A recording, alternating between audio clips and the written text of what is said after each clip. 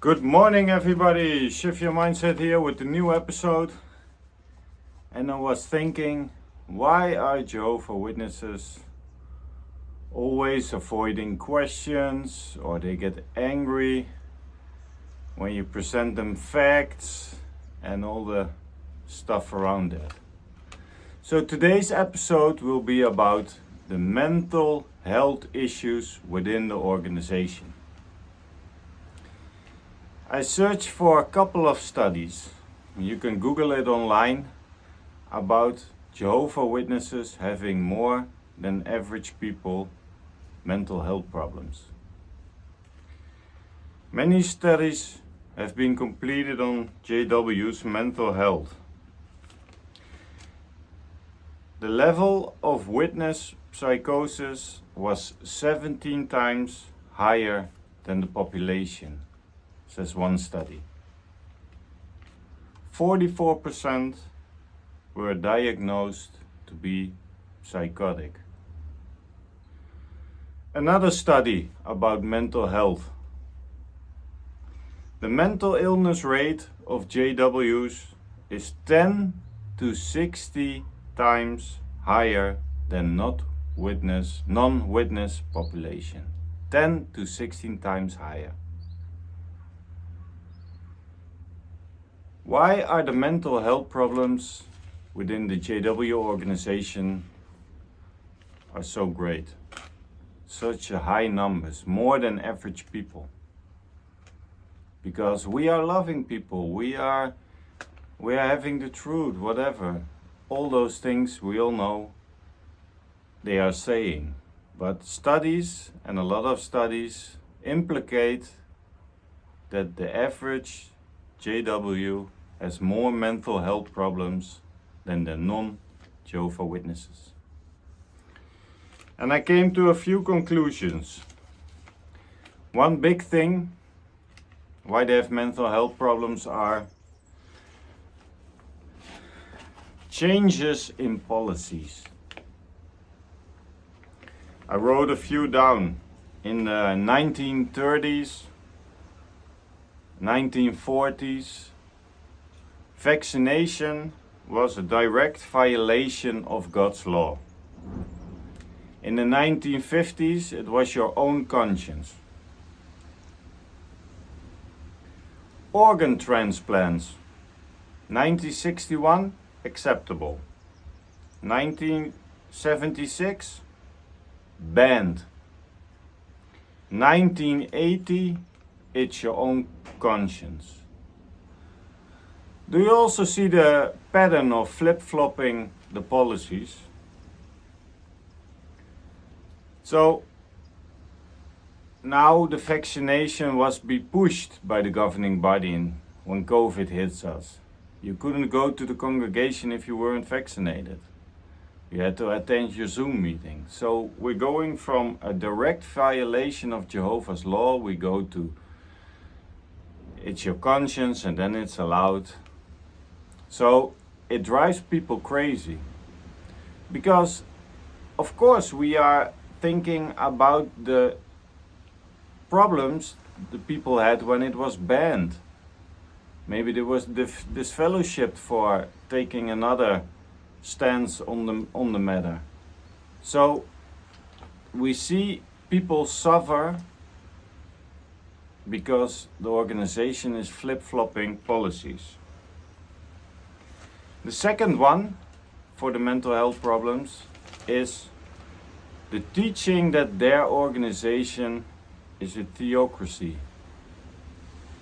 They are the only people who survive Armageddon. Outside the organization, everyone is evil. So it makes you get a group mentality that you are special, but you don't feel that special because you see other things around you. The third one, a big one for mental health problems within the JWs, is prophecy failures. We see it with 1975. We can go way back till Russell already said in 1914, and 1922, 25 I believe also, but 1975 is for most of us the most important one. Stay alive till 75. We all remember those words on the convention. But also the 1914 generation teaching. About 2000, that year, we thought, they're almost gone, everybody. So Armageddon is coming. And now we have the overlapping generation. Nobody understands it completely. Nobody could give you a good explanation of it. Yeah, someone who lived in that period and someone who lived in that period at the same time, and now it's overlapping. I don't know, but it builds up your inner conflict, because every time something gets postponed. Only Jehovah knows the day, says Jesus. But every time the organization has come down to giving prophecies, last days of the last days of the last days, which, if you're saying that, you're implicating that it's near. So people are focusing on the near future. So people get disappointed when it doesn't happen in a few years. So they keep on going with that prophecy thing. Fourth one is the watchtower prohibitions. Think about holidays, think about birthdays, think about also missing meetings, but also you're not a part of school activities. So all those prohibitions are also making it that Jehovah Witnesses get more and more mental problems. The fifth one is they only have a few guidelines for life, to live your life, like we're doing now when we escaped. The major reason for mental health issues is that the Watchtower has issued few effective guidelines to live your life. Because they interpret it completely different. The main goal is serve Watchtower. But that's not how you are living your life. It's not good life advice.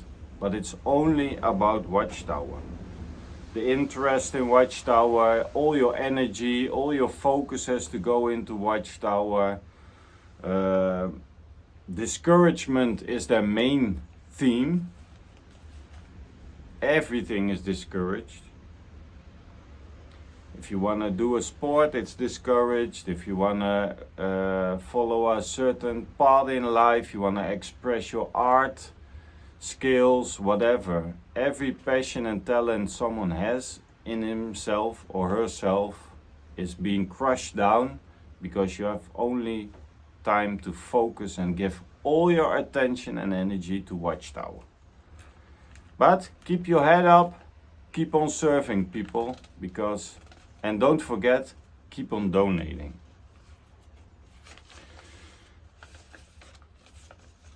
So these were 5 points explaining why Watchtower has so many members dealing with mental health issues. And therefore I want to thank everybody, no matter what age you are. I saw someone in the comments, 75 years, also young people who had the courage to choose for themselves, to make an end on the mental problems, to start healing.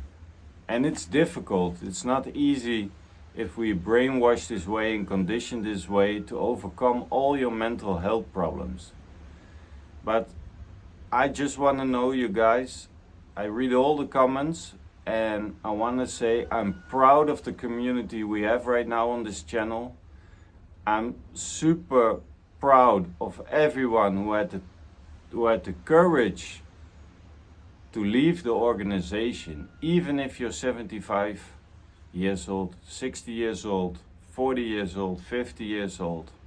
It's never too late, because you put yourself on number one, but also your mental health. There's so many JWs I know who are addicted to alcohol, who are addicted to antidepressive medicines, just to keep on going and running that rat race over and over again, week in, week out. So I just want to take the opportunity to thank you all. From a little lion like Simba in The Lion King, when we were just going through life unnoticed, just did the things we do. It wasn't Hakuna Matata, but we were all distracted. And we all, if you know The Lion King, we all heard that voice from heaven. Simba, remember who you are. So I'm super proud of everyone who's watching. On that day, when you hear that voice, that force inside you, that you could do it, that you are strong enough, and that you are a lion and not a little Simba who's just living his life. But being a lion means you took responsibility for your own health, you did your best, you tried it, you had the courage to exit the religion and be free and take control back over your own life. So big respect to everybody, no matter what age, you did it, and that's what counts. Thank you guys for watching. See you next episode.